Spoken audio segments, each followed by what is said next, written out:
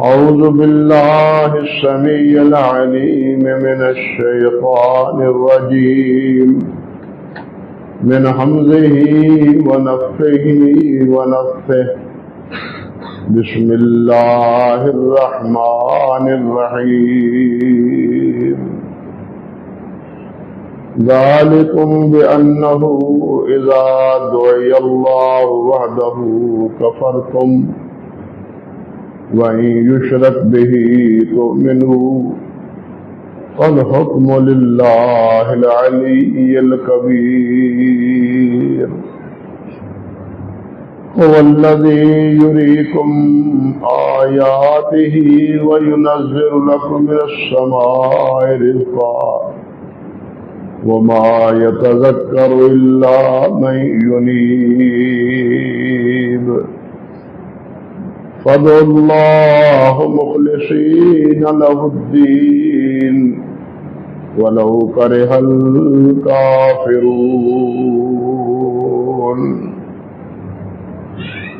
سبحان ربك رب العزة عما يصفون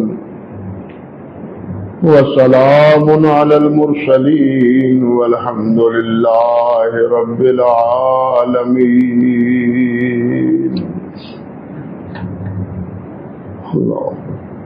محترم حضرات، عزت مآب میری بہنوں اور بیٹیوں،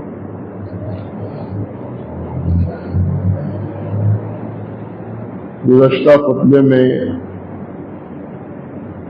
اللہ سبحانہ و تعالیٰ کی صفت علو کے بارے میں کچھ باتیں عرض کر رہا تھا.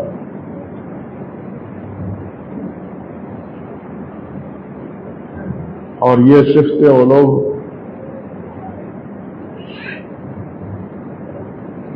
اس بات کے پس منظر میں یہاں اللہ رب العزت نے فرمائی ہے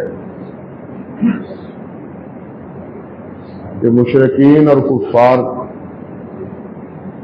جب جہنم میں ہر ایک چیز سے مایوس ہو جائیں گے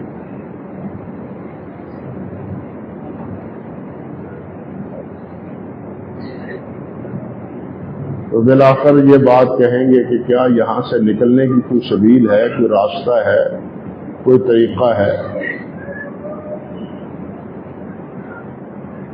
تو انہیں جواب دیا جائے گا کہ یہاں سے اب تمہارے لیے نکلنے کا کوئی ذریعہ نہیں، تم ہمیشہ ہمیشہ کے لیے یہاں جہنم میں رہو. تمہارا جرم یہ ہے کہ جب ایک اللہ وحدہ لا شریک کی طرف بلایا جاتا تھا تو تم کفر کرتے تھے، ایک اللہ کی وحدانیت کو ماننے کے لیے تیار نہ تھے. اور جب اللہ کے ساتھ کسی اور کو بھی شریک کیا جاتا پھر تم اللہ کو بھی مانتے اور اپنے بنائے ہوئے معبودوں کو بھی، شریکوں کو بھی تم مانتے کہ ہاں بات ہوئی نا، ان کے بغیر بھی بڑا کوئی بات بن سکتی. یہ اللہ کے بڑے چہیتے ہیں، مقرب ہیں، اللہ کے پیارے ہیں. اللہ ذو الجلال والاکرام ان کی بات رد نہیں کرتا. اللہ رب العزت نے ان کے شرک اور کفر کو بیان کرنے کے بعد پھر فرمایا ہے فالحکم للہ العلی الکبیر، کہ اللہ سبحانہ و تعالیٰ کا حکم جو سب سے بلند و بالا ہے اور سب سے بڑا ہے، اس کا حکم نافذ ہوتا ہے. اللہ سے بڑا تو کوئی ہے ہی نہیں، اس سے بلند و بالا نہ ذات کے اعتبار سے اور نہ صفات کے اعتبار سے، نہ مقام کے اعتبار سے کوئی ہے. اس لیے اب اس کا یہ حکم ہو چکا، اسی کا حکم نافذ ہوگا، کوئی اس حکم کو ٹال نہیں سکتا.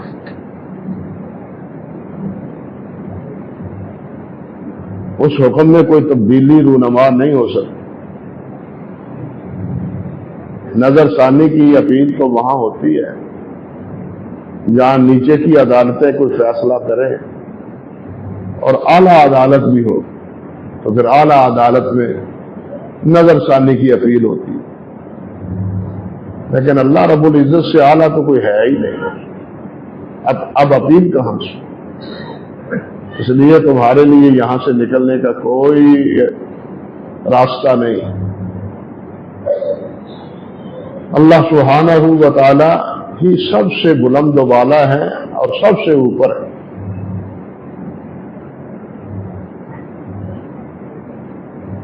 دیکھیے نبی علیہ السلام بعض حضرات اس چیز کو نہیں مانتے ضد کے مارے،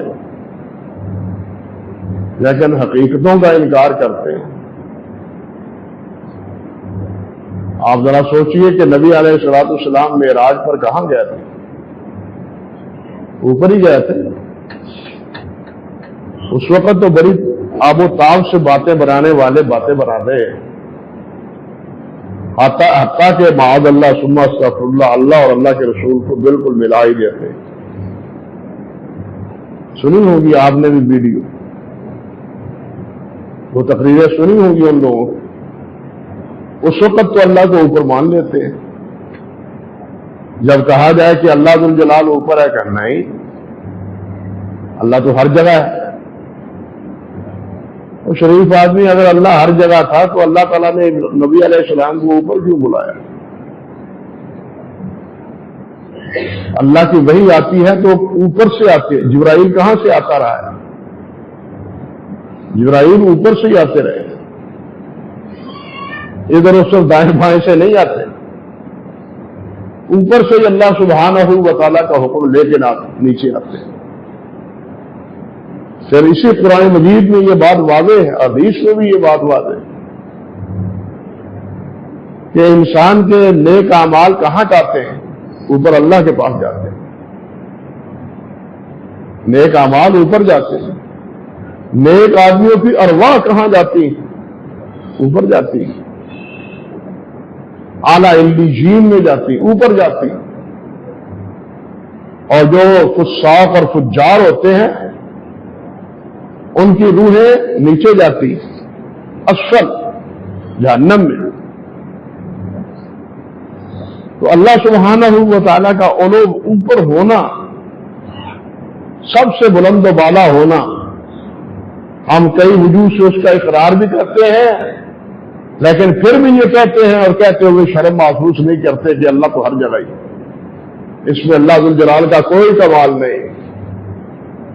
اگر اللہ ذو الجلال ہر جگہ ہے تو اس میں اللہ کا کوئی کمال نہیں۔ کمال تو اس میں ہے کہ اللہ ذو الجلال اوپر ہے۔ کتنی مسافت ہے ایک سے دوسرا، دوسرے سے تیسرا اور پھر ساتویں آسمان تک، اتنی مسافت جس کی کوئی پیمائش آج تک مائی کا لال کو بڑے سے بڑا سائنسدان نہیں کر سکا اور نہ کر سکے گا، نہ کر پایا نہ کر سکے گا۔ اتنے بعد سے بھی، اتنی دوری سے بھی، اتنے حجابات سے بھی کوئی چیز اللہ سبحانہ و تعالیٰ کے سامنے حاجب نہیں، ہر چیز منکشف۔ جس طرح ہاتھ کے اوپر ہم کوئی چیز رکھتے ہیں، بلکہ اسی طرح ہر چیز اللہ سبحانہ و تعالیٰ کے عرش پر ہوتے ہوئے بھی ہر چیز منکشف، کوئی چیز پوشیدہ نہیں ہے، ظاہر و باطن کو جانتا ہے، جو پوشیدہ ہے اس کو بھی سمجھتا ہے، جو اوپر ہے اس کو بھی سمجھتا ہے۔ اور پھر یہ کس کو معلوم نہیں ہے، اللہ اکبر کبیرہ، کہ اللہ رب العزت سب سے بڑا ہے، اور اس بڑے نے چھوٹی سے چھوٹی چیزیں بنائی ہیں، مخلوق بنائی ہے، اور بڑی سے بڑی مخلوق بھی بنائی ہے۔ بڑی سے بڑی مخلوق ہے، چھوٹی سی چھوٹی مخلوق بھی ہے جو بسا اوقات ہمیں نظر نہیں آتی، خوردبین کے علاوہ وہ نظر نہیں آتی، لیکن اس چھوٹی چیز کو بھی دیکھ رہا ہے اللہ ذو الجلال، چھوٹی سے چھوٹی چیز کو بغیر کسی آلے کے، اور بڑی سے بڑی چیز کو بھی اللہ ذو الجلال دیکھ رہا ہے۔ اللہ چیز ذو الجلال کے سامنے کوئی چیز مخفی نہیں، اور جتنی بھی بڑی چیزیں ہیں ان سے بڑا اللہ سبحانہ و تعالی ہے. اللہ اکبر کبیرہ. سب کمزور ہیں, سب ناتواں ہیں. بڑے سے بڑے ہونے والے وہ بھی فنا ہونے والے ہیں, لیکن بقا اور دوام صرف ایک اللہ وحدہ لا شریک کی ذات ہے. کل من علیہا فان ویبقى وجہ ربک ذو الجلال والاکرام کل شیء ہالک الا وجہہ. ہر چیز ہلاک ہونے والی اور ہر چیز تباہ ہونے والی, اور کسی بھی چیز کو وجود میں لانے یا کسی بھی چیز کو تباہ کرنے میں اسے صرف حکم چاہیے. اذا اراد بشیء ان یقول له کن فیکون. وجود میں آنے کے لیے بھی وہ کہتا ہو جاؤ, برباد کرنے کے حوالے سے بھی وہ فرماتا ہے یوں ہو جائے, برباد ہو جائے.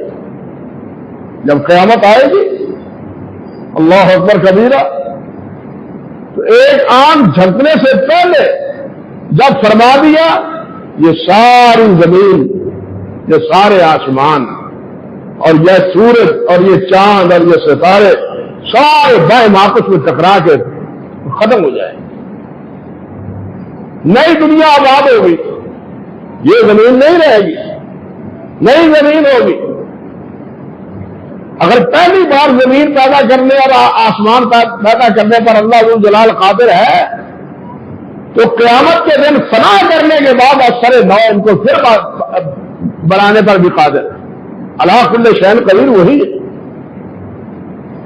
اسی طرح انسان ہے, انسان کو پیدا کرنے والا بھی وہی ہے, اس کو مارنے والا بھی وہی ہے, یہی وہ یمید وہی ہے, اور اس کو دوبارہ پیدا کرنے والا بھی وہی. اسی کے حکم سے موت آتی ہے, اسی کے حکم سے وہ دوبارہ زندہ ہوگا. اللہ اکبر کبیرہ. یہ ہے اس کی قدرتیں. کوئی چیز اس کے سامنے انہونی نہیں ہے. جب بھی ارادہ کرتے ہیں اذا اراد بشیء ان یقول له کن فیکون, ہو جاتی. ہر چیز کمزور ہے. یہ انسان جو بڑا بڑا پھرتا ہے, جس نے ہاتھیوں جیسے, شیروں جیسے بڑے بڑے جانوروں کو نکیلے ڈال دی, وہی مچھلیوں کو پکڑ کے ذبح کر دیا, ختم کر دیا.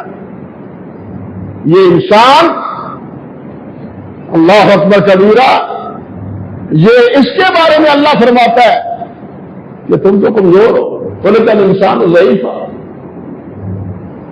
تم کمزور ہو, تم ناتوان ہو. پیدا ہونے سے وقت سے لے کے مرنے تک انسان کی کمزوری ختم ہونے کا نام ہی نہیں دیتی. اور پھر عجیب بات ہے کہ جب بچہ ہے اس وقت کی وہی کمزوری ہے بڑھاپے میں نمایاں ہونی شروع ہو جاتی. پھر ہم بھی کہتے ہیں بچہ تو بڈھا ایک ہو جائے, ہم بھی اپنی مثال میں کہتے ہیں.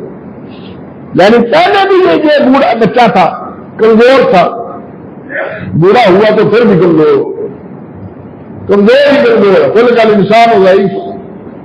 جس کو اللہ کمزور کہے تو طاقتور اور توانا اور کبھی کس طرح ہو سکتا ہے. اس لیے میرے بھائی, یہ جو اللہ نے فرمایا فالحکم للہ العلی, جو سب سے بلند والا ہے, سب سے بالاکار ہے, اس کا حکم ہی اس کا چلتا ہے. آسمانوں پر بھی اسی کا حکم چلتا ہے, زمین پر بھی اسی کا حکم چلتا ہے.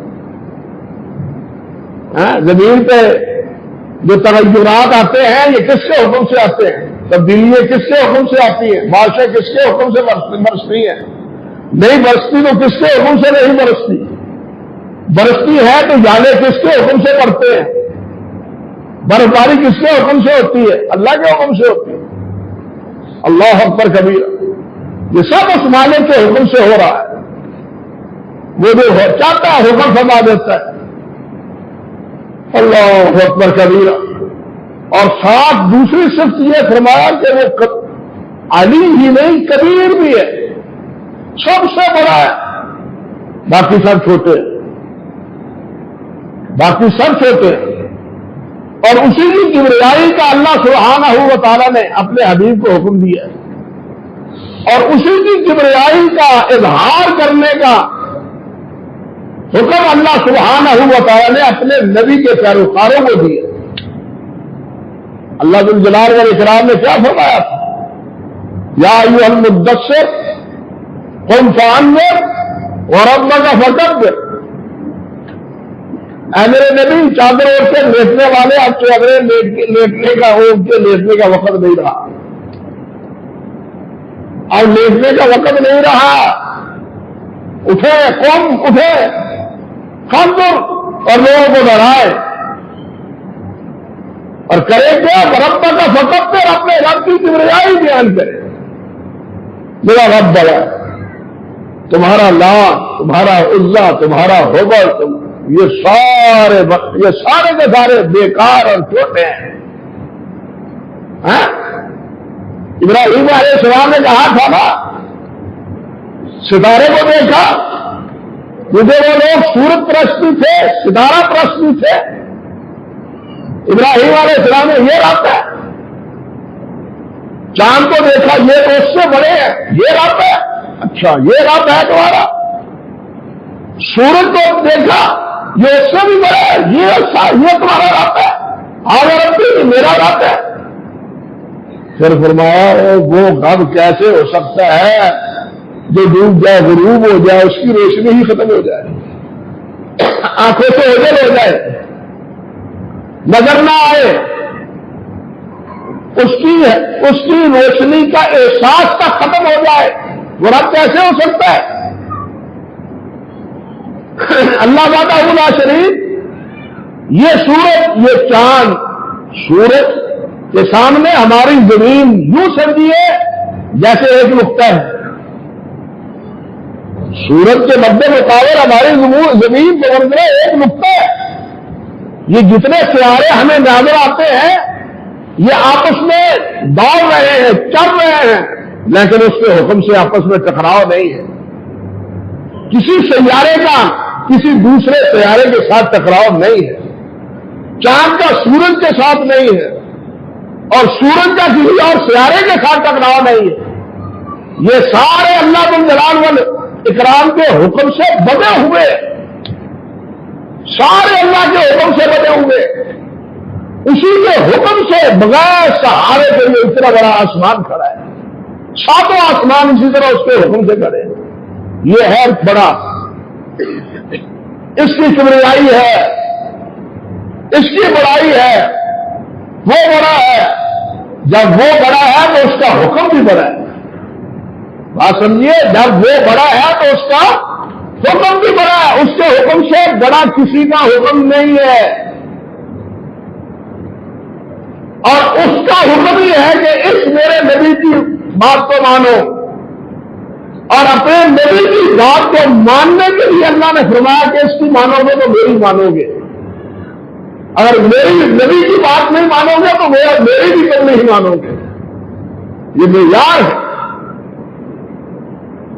یہ ترازو ہے، یہ میزان ہے حضرت محمد رسول اللہ صلی اللہ علیہ وسلم، کہ آپ کی مانیں گے تو اللہ کی بات مانی جائے گی، تو ہم سمجھیں گے کہ ہم اللہ سے اطاعت گزار ہیں۔ نبی علیہ الصلوۃ والسلام کی نافرمانی یہ اللہ رب العزت کی نافرمانی، اس لیے حکم میں بھی وہی بڑا ہے، اور ذکر بھی اسی کا سب سے بڑا ہے، بڑا ذکر اللہ ہے اکبر، اسی کا ذکر بڑا ہے۔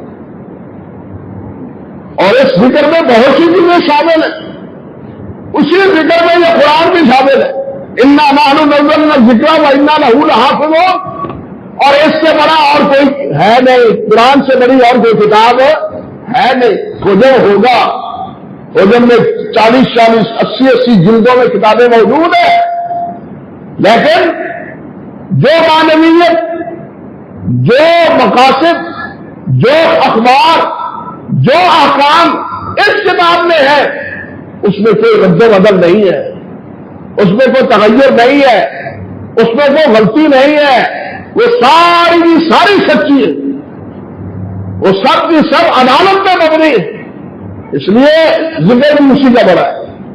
ذکر اللہ اکبر، اللہ کا ذکر ہی سب سے بڑا ہے بھائیوں. اسی طرح اللہ کا عذاب بھی ولا عذاب اللہ اکبر، اللہ کا عذاب بھی بڑا ہے. ولا عذاب الآخرت اکبر، آخرت کا عذاب دنیا کے عذاب ہے، دنیا کے عذاب ہیں، اللہ نے دیے ہیں دنیا میں عذاب. وَلَنُذِيقَنَّهُم مِّنَ الْعَذَابِ الْأَدْنَىٰ دُونَ الْعَذَابِ الْأَكْبَرِ لَعَلَّهُمْ يَرْجِعُونَ. بڑے عذاب سے پہلے، آخرت کے بڑے عذاب سے پہلے چھوٹے چھوٹے عذاب ہم تمہیں دیتے ہیں تاکہ تمہیں عقل آ جائے، ہوش آ جائے. نافرمانیاں چھوڑ دو. یہ بے موسم کی بارشیں، یہ یالہ باری جو کچھ ہوا ہے ہمارے یہاں اسلام آباد میں، سب نے آنکھوں سے دیکھا میڈیا پر. کتنا نقصان ہوا، آنن فانن ایک حکم سے ہر چیز تباہ ہو کر رہے گی. کیا یہ اللہ الجلال والاکرام کی طرف سے آزمائش اور اللہ کی طرف سے یہ عذاب نہیں ہے؟ عذاب ہے. اللہ اکبر کبیرہ. اللہ فرماتے ہیں وَلَنُذِيقَنَّهُم مِّنَ الْعَذَابِ الْأَدْنَىٰ، یہ چھوٹے چھوٹے عذاب ہم تمہیں دیتے ہیں بڑے عذاب سے بچنے کے لیے، آخرت کے عذاب سے بچنے کے لیے. لعلہم یرجعون، تاکہ یہ رجوع کریں، لوٹ آئے، بھولا ہوا سبق ان کو یاد آ جائے. اس عذاب کو دیکھ کے بڑے عذاب کا خوف ان کے دلوں میں پیدا ہو جائے. لیکن ہم تو بالکل بے خوف، ہمارا حال تو حقیقت یہی ہے، بہت بے خوف. ہم تو اللہ کو بڑا ماننے کے لیے بھی آمادہ نہیں ہیں. بڑے سے کا حکم بڑا ہوتا ہے نا، بڑے کا حکم بڑا ہے نا، اللہ سے بڑھ کے کسی اور کا حکم نہیں، اللہ کے فیصلے سے بڑا اور کسی کا فیصلہ نہیں. جب اللہ کے فیصلے کو ہم ماننے کے لیے آمادہ ہے، اللہ جلال نے فرمایا آپ ہر نماز میں کرتے ہیں، اللہ نے فرمایا ہے کہ یہ میرے بھی دشمن ہے تمہارے بھی دشمن. یہ یہود و نصارہ فرمایا یہ میرے بھی دشمن ہے تمہارے بھی دشمن ہے، ان کو میری طرف سے لعنت ہے، میں ان سے عداوت رکھتا ہوں. لیکن آج ہماری ان کے ساتھ دوستی ہے، ہمارے ساری پلاننگ اور منصوبہ بندی ان سے ہوتی ہے، ہمارے سارے مشورے اللہ اور اللہ کے رسول کے دشمنوں سے ہوتے ہیں. کیا حکم مانا ہم نے اللہ الجلال، اللہ کے اکبر مانا ہے آپ نے؟ اکبر تو ہم اس کو مان رہے ہیں جس کی اطاعت کر رہے ہیں، جس کا حکم مان رہے ہیں. سوچنا چاہیے کہ اللہ اکبر کہے یا امریکہ اکبر کہے، انا للہ و انا الیہ راجعون. زبان سے تو کہتے ہیں، اور بچہ پیدا ہوتا ہے تو اس کے کان میں سبق دیتے ہیں اللہ اکبر. شعور میں ہوتا ہے تو جناب ان کے کانوں میں آواز آتی ہے کان وقت اللہ اکبر اللہ اکبر. لیکن ہمیں اس کی کبریائی کا شعور نہیں ہوتا، ہم اس کی کبریائی کو ماننے کے لیے آمادہ نہیں ہوتے. ہم اس کو بڑا مانتے ہیں اور اس کے فیصلوں کی پابندی کرتے ہیں جن کو اللہ نے فرمایا یہ تمہارے دشمن ہیں. اتنے بے غیرت ہو چکے ہیں ہمارے حکام، بے حدیت ہو چکے ہیں کہ جس کو اللہ کی جلال نے ہمارا دشمن کہا ہے ہم اس کو اپنا بھائی خواہ کہتے ہیں. اللہ کو سچا مانا ہم نے. ایک طرف کہتے ہیں افغانستان میں اللہ حدیث اللہ ہے، سچا نام ہے، اللہ سچا ہے. دوسری طرف یہ ماننے کے باوجود حکم کے خلاف کرتے ہو تو اللہ کو اکبر بھی اللہ اکبر بھی نہیں مانا اور اللہ ذو الجلال والاکرام کا نہ فیصلہ کو قبول کیا نہ حکم مانا. ہم فیصلہ اس کا مانتے ہیں، حکم اس کا مانتے ہیں، تابعداری اسی کا کرتے ہیں، پروگرام ملک میں اس کا چلاتے ہیں، دین کے خلاف، مساجد کے خلاف، مدارس کے خلاف. ان کا کیا سنایا جائے آپ کہ کیا سازشیں ہو رہی ہیں دین کے خلاف، مدارس کو ختم کرنے کے لیے کیا سازشیں ہو رہی ہیں، مساجد کو پابند کرنے کے لیے کیا پروگرام پلاننگ ہو رہی ہے. کس کے حکم سے ہو رہی ہے؟ جس کو یہ بڑا مانتے ہیں پتا چلے گا اس کا، لیکن ان کی ان غلطیوں سے خمیازہ ساری قوم کو بھگتنا پڑتا ہے، ساری قوم کو خمیازہ بھگتنا پڑتا ہے۔ علماء نے ایک بات کہی تھی اسلام آباد میں کہ مسلمانوں پر جہاد فرض ہے، لیکن اس بات پر جو ماننے کے لیے کوئی تیار ہے، کوئی حکمران اس پر عمل کرنے کے لیے کوئی آمادہ ہے؟ بالکل نہیں۔ ہر ایک نے اپنی اپنی فوج بھی بنائی ہوئی ہے، صرف اپنے دفاع کے لیے، مسلمانوں کے لیے نہیں۔ اللہ کی جلال کے پیارے پیغمبر نے تو فرمایا تھا کہ مسلمانوں کی مثال دست واحد کی ہے، ایک جسم کی طرح ہے۔ وہاں پہ ایک جسم نہیں، لاکھوں جسم ملیا دے چکے ہیں، مگر آتش ہو چکی ہے، مگر ہماری پیشانی پہ شکر نہیں آتا، ہمارے اندر غیرت اور حمیت ختم ہوتے گئی، مسلمانوں کی اخوت اور محبت ختم ہوتے رہ گئی، اللہ کے رسول کے حکم کی کبریائی یا بڑائی ختم ہوتے رہ گئی۔ ایک وہ دور تھا، اور یہ آپ کا بر صغیر ایک عورت کی آواز پر فتح ہوا تھا، جانتے ہیں آپ لوگ، یہ پورا یورپ ایک آواز پر، ایک عورت کی آواز پر فتح ہوا تھا۔ خلیفہ معتصم کے دور میں ایک عورت کی آواز پر، آج وہاں لاکھوں عورتیں تحقیق ہو گئی، لاکھوں بچے جو ہیں وہ شہید ہو چکے ہیں، وہ پکارتے ہیں اور ہمارے کانوں پر اور ہمارے جناب چہرے پر کوئی شکر ہی نہیں آتا، کوئی جھوم تکلی بھی۔ یہ ہے ہماری مسلمانی، اور یہ ہے اللہ کی بڑائی کا اعتراف، اللہ کی کبریائی کا اعتراف کہ اللہ بڑا، حکم تو اللہ کا مانتے نہیں، جو اللہ کے رسول نے حکم دیا اس کی تو پرواہ ہمیں نہیں ہے، ہمیں اپنے مفادات کی اور اپنی کرسی کی فکر ہے، اسلام کی کوئی فکر نہیں، دین کی کوئی فکر نہیں، کرسی ہماری قائم رہنی چاہیے، رعایا بھوکی مرتی ہے مرے، انہیں کوئی پرواہ نہیں، پرواہ ہے ہمارا اعتراض باقی رہنا چاہیے، انا للہ و انا الیہ راجعون، انہیں اللہ سے ڈرنا چاہیے، حکمرانوں کو اللہ سے ڈرنا چاہیے۔ آج یہ بھائی زندہ باد کے نعرے اور جگہ جگہ پر اپنے فوٹو کی آرائش، زوائش اور اس کی نمائش آج تو ہمیں اچھی لگتی ہے، لیکن کل پتہ چلے گا قیامت کے دن جب اس کا حساب دینا پڑے گا، جب اس کا حساب دینا پڑے گا۔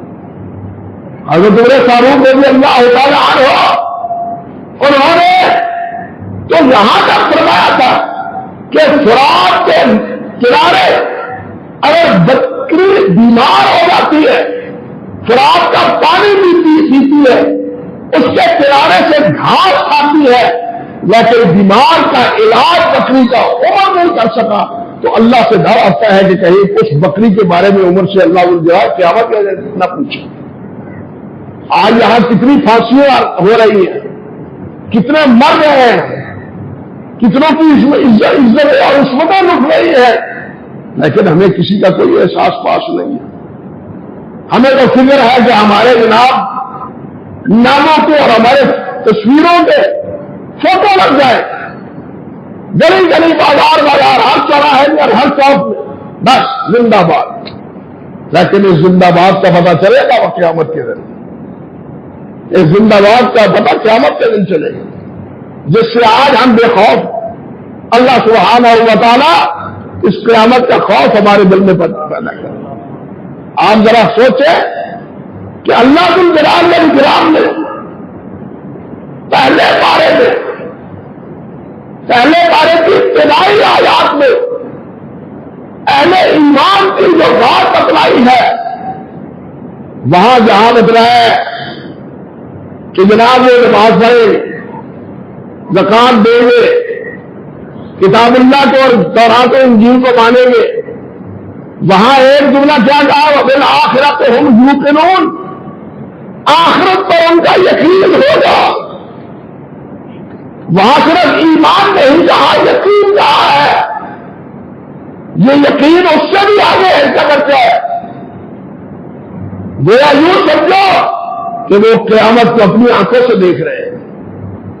اس طرح یقین ہوگا جس طرح ایک چیز کو آنکھوں سے دیکھنے سے یقین ہوتا ہے. انکار نہیں ہو سکتا، انکار نہیں ہوتا، پہلے بھی نہیں ہوتا، لیکن آنکھوں سے دیکھنے کے بعد انکار کا تو سوال ہی پیدا نہیں ہوتا. حضرت ابراہیم علیہ السلام نے پوچھا تھا اللہ ذو الجلال والاکرام سے، کیسا تو یہ موتا، یا اللہ موتا کو کس طرح زندہ کرے گا تو؟ اللہ ذو الجلال نے کیا فرمایا؟ اولم مومن؟ قال بلا. اللہ نے فرمایا تمہارا ایمان نہیں ہے؟ فرمایا ہاں ایمان ہے میرا. ولکن یطمئن قلبی، یہ ہے علم یقین تاکہ میرے دل کو اطمینان ہو جائے، آنکھوں سے دیکھ لوں. اسی طرح قیامت کو یوں سمجھو کہ تم آنکھوں سے دیکھ رہے ہو، آئی یہ آئی. اور اللہ ذو الجلال نے ایک جگہ نہیں بہت جگہ، جس طرح ایمان کے ساتھ ایمان پر رسالت کا ذکر کیا ہے، ایمان بالآخرت کا بھی ذکر کیا ہے. ایمان لانے والے، آخرت پر ایمان لانے والے، دونوں کا برابر کئی مقامات پر اللہ ذو الجلال نے ذکر فرمایا ہے.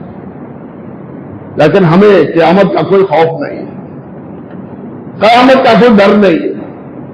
ہمارا ڈر یہ ہے کہ ہمارا اقتدار نہ چھوٹ جائے، ہمارے ہاتھوں سے اقتدار نہ نکل جائے، بس یہ فکر ہے. اللہ یہ فکر ختم کر دو، یہ اچھا فکر نہیں ہے. دنیا کا اقتدار یہ چند دنوں کا ہے. کتنے لوگ آئے، کتنے مقتدر آئے، لیکن بعد میں دور دور بھی انہوں نے کہلوایا، دور دور بھی کہلوایا.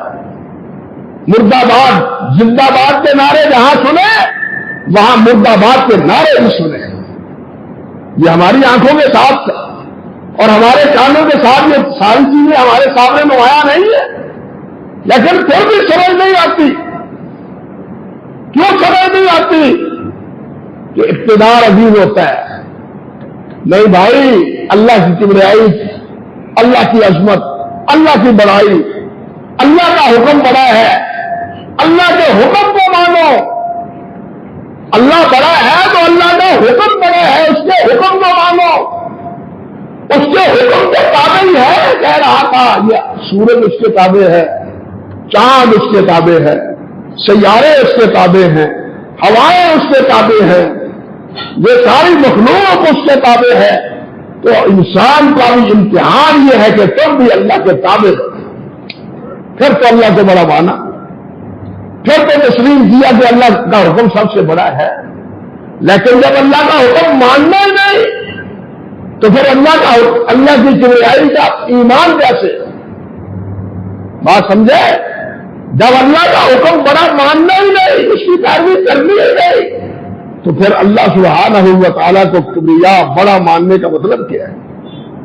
اس لیے پہلا حکم جو اللہ ذو الجلال نے اپنے حبیب کو دیا تھا وہ یہی تھا، قم فانذر وربک فکبر. اٹھو، لوگوں کو ڈراؤ، لوگوں جہنم سے بچ جاؤ. تم جہنم کی طرف جا رہے ہو. نبی علیہ السلام نے فرمایا، صحیح بخاری کی غالباً صحیح بخاری کی روایت ہے، فرمایا میں تو لوگوں کی قبرے سے پکڑ پڑ کے یہ جہنم کے کنارے پر کھڑے ہیں اور میں کھینچ کے پیچھے کھینچ رہا ہوں. بچ جاؤ، بچ جاؤ، جہنم میں نہ جاؤ. میں تو پکڑ کے پیچھے دھکیل رہا ہوں ان کو، لیکن یہ پتنگے کی طرح یہ جہنم میں گرنے کی کوشش کرتے ہیں. فانذر، تم ڈراؤ. اور نبی علیہ السلام نے فرمایا کہ عالم نذیر الایمان، میں تمہیں کھلا ڈرانے والا ہوں، ڈراتا ہوں تمہیں، اللہ کے عذاب سے ڈراتا ہوں، جہنم کے عذاب سے ڈراتا ہوں. آج کسی کو کہو اور تم جہنم کا راستہ اختیار کیے ہوئے ہو، وہ سر کے بالوں کو آتا ہے. کسی سے کیا اس کو کہہ کے دیکھ لو، وہ خان مسلم ہو یا خان مسلم ہو، وہ سر کے بالوں کو آتا ہے، دیکھا تمہیں جنتی ہو، لیکن اللہ کے رسول کیا کہتے ہیں تمہارا راستہ جہنم کا ہے، آگ میں جلنے کا ہے، جلو گے فانظر انا النذیر الاعلان، ڈرا رہا ہوں، جہنم جا رہے ہو، آگ میں جا رہے ہو، بچ جاؤ۔ یہ ہے اللہ کے نبی کا مشن۔ اور دوسرا کیا؟ وکبر، اللہ کی کبریائی، اللہ کی بڑائی، اللہ کی عظمت کے ترانے گاؤ، باقی سب چھوٹے ہیں، سب حقیر ہیں، ان کی بات کی کوئی پرواہ نہیں، پرواہ ہے تو اس عاقب الحاکمین کی ہے، جو رب العالمین ہے، جو عاقب الحاکمین ہے، اس کے حکم کی پرواہی ہے۔ اور اسی کے بارے میں اللہ جلال نے فرمایا، قل، اے میرے نبی محمد صلی اللہ علیہ وسلم، قل، کہے، الحمدللہ الذی لم یتخذ ولد، اس اللہ کا شکر جس نے کوئی اولاد اپنی نہیں بنائی، کوئی اس کی اولاد نہیں ہے، اللہ تیرا شکر ہے، تیرا شکر ہے تیری اولاد نہیں ہے۔ جس کی اولاد نہیں ہے انسانوں میں سے، انسان اس کو کمزور سمجھتا ہے، اور جب اس کی اولاد ہوتی ہے تو اس کو مبارکباد بھی دیتا ہے، وہ اللہ کا شکر بھی کرتا ہے۔ لیکن یہاں اللہ کا شکر کس پر ہے کہ اللہ کی اولاد نہیں؟ سمجھیے بات، کیوں اولاد پر شکر ہے؟ کہ اللہ تیرا شکر ہے تیری اولاد نہیں ہے، اگر تیری اولاد ہوتی تو تمہیں بتانے کے لیے پہلے تمہاری اولاد کو راضی کرنا پڑتا کہ اولاد راضی ہوگی تو موت سے ہمیں کچھ ملے گا، جس طرح عیسائیوں کا عقیدہ ہے۔ سمجھ لے بات، جیسے عیسائیوں کا عقیدہ ہے کہ عیسیٰ علیہ السلام سے مانگے، ان کو راضی کرے، یہ باپ کو راضی کر لیں گے۔ اللہ کا شکر ہے کہ اللہ کی اولاد نہیں ہے، ورنہ اولاد کو پہلے راضی کرنا ہوتا ہے، باپ تک باپ کو واقعی پہنچانی ہوتی ہے، وہ بیٹے کا کو ذریعہ بنایا جاتا ہے۔ یا اللہ، تو نے خود استجب لکم، مجھے پکارو، میں تمہاری پکار کا جواب دیتا ہوں، کسی واسطے کا، کسی ذریعے کا، کسی وسیلے کا کوئی ذریعہ تصور نہیں ہے یہاں۔ اس لیے قل الحمدللہ الذی لم یتخذ ولد، سب سے بڑا وسیلہ تو اولاد ہے نا، جو باپ کے ہاتھ جھوٹ لیتی ہے، جو باپ کا جھوٹ ہوتی ہے۔ اور نبی علیہ السلام نے سیدہ فاطمہ الزہرا کے بارے میں فرمایا تھا کہ فاطمہ میرے جسم کا ٹکڑا ہے، جو فاطمہ کو تکلیف دیتا ہے وہ مجھ کو تکلیف دیتا ہے، جو فاطمہ کو برا کہتا ہے وہ مجھ کو برا کہتا ہے۔ اولاد جس والد کا جسم کا حصہ ہوتی ہے، اور اللہ نے ترتیب کی ہے قرآن مجید میں کہ یہ مشرکین اللہ کا جوش مانتے ہیں، اور یہ جوش کیا ہے؟ یہ کچھ کہتے ہیں کہ عیسیٰ علیہ السلام اللہ کا بیٹا ہے، عزیر اللہ کا بیٹا ہے، فرشتے اللہ کی بیٹیاں ہیں، یہ اللہ کے جوش ہے، معاذ اللہ ثم استغفر اللہ۔ لیکن اللہ نے فرمایا میرے نبی آپ کہیں الحمدللہ الذی لم یتخذ ولد ولم یکن لہ شریک فی الملک۔ باپ شریک ہوتا ہے اور بیٹا شریک ہوتا ہے باپ کا، لیکن اللہ کا کوئی شریک نہ بیٹا ہے نہ کوئی شریک ہے۔ وَلَمْ يَكُنْ لَهُ وَلِيٌّ مِّنَ الظُّلْمِ، نہ کمزور ہے اللہ کے اللہ کو کسی کی مدد کی ضرورت ہو، نہ ہی اللہ بھائی بوڑھے باپ کا مددگار معاون کون ہوتا ہے؟ اولاد ہوتی ہے، اولاد ہوتی ہے تو ہے نہیں۔ ہم بوڑھے ہیں، اللہ بوڑھا نہیں ہے، اللہ کمزور نہیں ہے، کمزور ہم ہیں، وہ کمی ہے، ناتواں ہم ہیں، قوت اس کے پاس ہے، مغلوب ہم ہیں، غالب وہ ہے، اس لیے اس کو کسی کی مدد کی ضرورت نہیں ہے۔ اس پر حمد اللہ کی، اور ساتھ کیا فرمایا؟ ساتھ میں وَلَمْ يَكُنْ لَهُ شَرِيكٌ فِي الْمُلْكِ وَلَمْ يَكُنْ لَهُ وَلِيٌّ مِّنَ الظُّلْمِ وَكَبِّرْهُ تَكْبِيرًا۔ میرے نبی اسی کی کبریائی بیان کرو، میرے نبی اسی کی بڑائی بیان کرو، اس کی عظمت کے ترانے گاؤ. اور حضرت محمد رسول اللہ صلی اللہ علیہ وسلم نے اسی چیز کی حقیقت کو بیان کیا ساری 63 سالہ زندگی. اللہ اکبر. اللہ تعالیٰ ہمیں اپنی کبریائی کو راسخ ہمارے دلوں میں راسخ فرمائے. اس کبریا اکبر کبرا اللہ اکبر کر وہ تمام بڑوں سے بڑا ہے, وہ تمام عظیموں سے اعظم ہے, وہ تمام علیموں سے عالم ہے. اللہ کا کوئی مقابل نہیں, اللہ کا کوئی مقابل نہیں. اللہ سبحانہ و تعالی ہمیں اپنی ذات کے ساتھ وابستہ کرے, اپنی عظمتوں کو سمجھنے کا اللہ تعالی ہمیں توفیق عطا فرمائے اور اس پر ایمان لا کے اس پر عمل کرنے کی بھی توفیق عطا فرمائے. باقی اس سلسلے کی بہت سی باتیں ہیں, اللہ نے چاہا تو آئندہ خطبے میں عرض کرنے کی کوشش کروں گا. اقول قولی ھذا